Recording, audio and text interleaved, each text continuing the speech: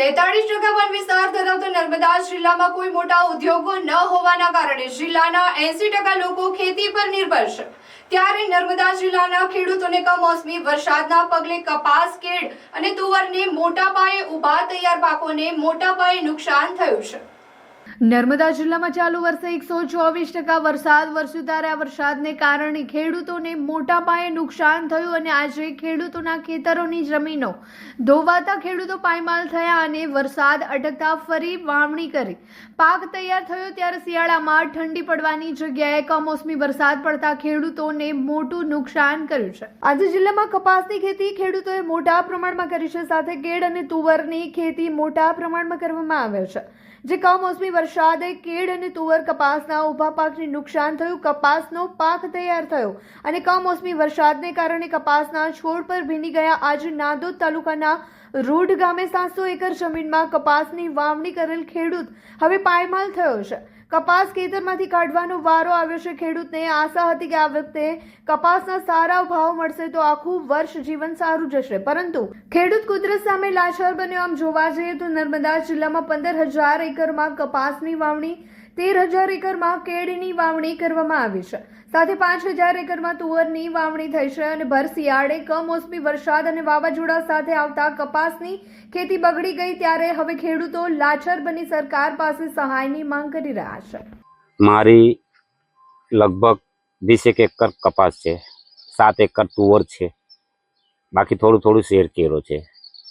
પણ આવું 3 વર્ષોથી મેં મારા સમજ પ્રમાણે જોતો જ આવું છું કે ચાલો આ વર્ષ ફેલ ગયું તો આવતી સાલ મેં ચાલો ડબલ મહેનત કરીએ, બીજા પૈસા લઈએ અને વધારે પકવીએ ને આપણે વધારે કરીએ।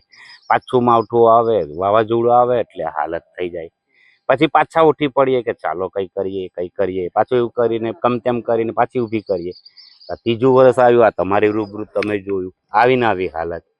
સ્થળ પર કોઈ આવતું નહીં, સ્થળ પર કોઈ તપાસ કરતું નહીં, ઉપર જોઈને જતા રહે છે। હકીકત શું છે તે કોઈ જાણતું નહીં।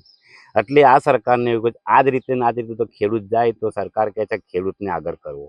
ખેડૂત કેવી રીતે આગળ થઈ શકે સાહેબ?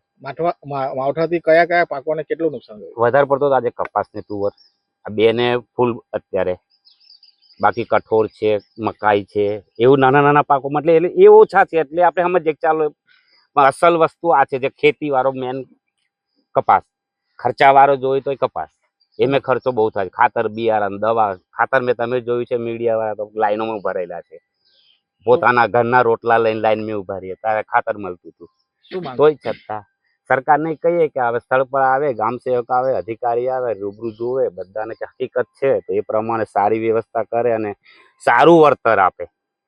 સારું વળતર, એવું નહીં કે પછી એનું બિયારણના બી પૈસા ના હોય।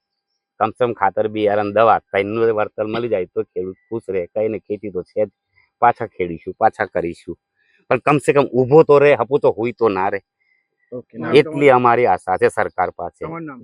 મારું નામ દત્તુસિંહ રામસિંહ ચૌહાણ, હું રૂંડ ગામનો વતની જ છું, જાતે ખેડૂત છું।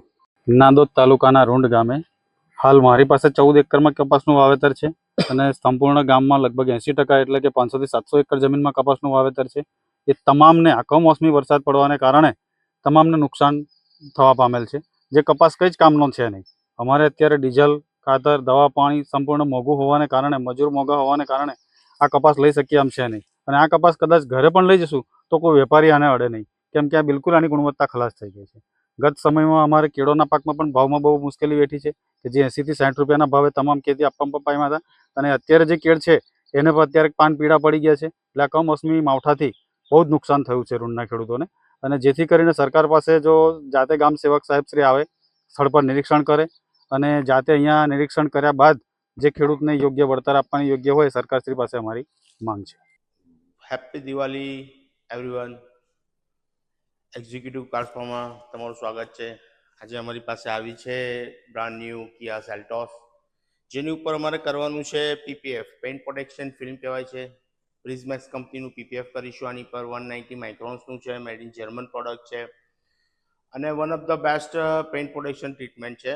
જેમ કે તમારી ગાડી ઉપર નોર્મલ સ્ક્રેચથી પ્રોટેક્શન તો કરે છે, બટ સાથે સાથે એ હાર્ડ સ્ક્રેચથી પણ પ્રોટેક્શન કરે છે।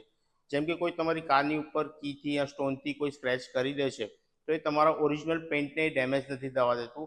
એ કદાચ થાય તો તમારું પીપીએફ ડેમેજ થાય, so one of the best solution છે. નોર્મલ સ્ક્રેચ જેવા કે આવે છે તો એ સેલ્ફ ફિલિંગ હોય છે, જેવું તમારી સનલાઇટની અંદર કાર આવશે તો ઓટોમેટિક હીલ થઈ જશે.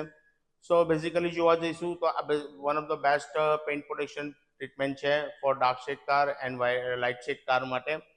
સો તમારે પણ જો તમારી કારમાં કરાવવું હોય તો તમે મારો કોન્ટેક્ટ કરી શકો છો. આ અમારો પ્રોજેક્ટ નંબર 520 છે, 520 છે, જેમાં અત્યાર સુધી ભરૂચ જિલ્લાની અંદર સૌથી વધુ કાર પીપીએફ કરી ચૂક્યા છે.